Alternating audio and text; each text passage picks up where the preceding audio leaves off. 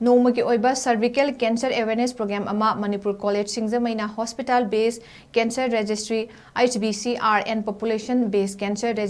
Registry PBCR Department of Pathology Regional Institute of Medical Sciences RIMS IMPHAL ka KHUTSAMNADUNA PANGTHOKKHRE Awareness Program aduda Dr. Sorokhaibam Babina Professor Department of Pathology RIMS IMPHAL Principal Investigator HBCR ICMR National Center for Disease Information and Research NCDIR Bengaluru Professor Aribam Devidas Sharma Principal Manipur College IMPHAL na chingbana athoiba mitungden sing oina sarukyaki thoromaduga mari leinana Dr. Babina fongdokibada country asida cancer nabagi chang wangkhatlakliba asida cervical cancer asi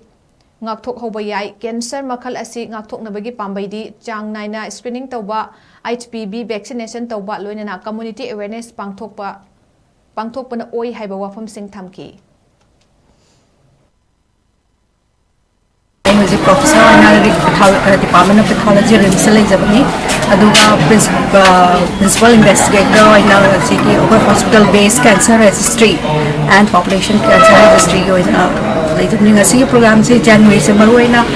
cervical cancer ki awareness month oina lai adugi matungin na koi ngasi Manipur College la jabani kano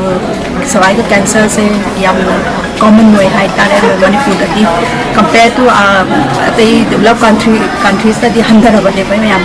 awareness program say yam kanna phajana khana bidana adu Manipur dati kitang hujik koi mari so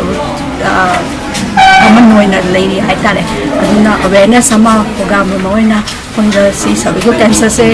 maroina si se yamna laina prevent to baya ba cancer mane ba aduna si kamaina prevent tawni kamaina si bondopani si maram da si maram ta kuina laksa bane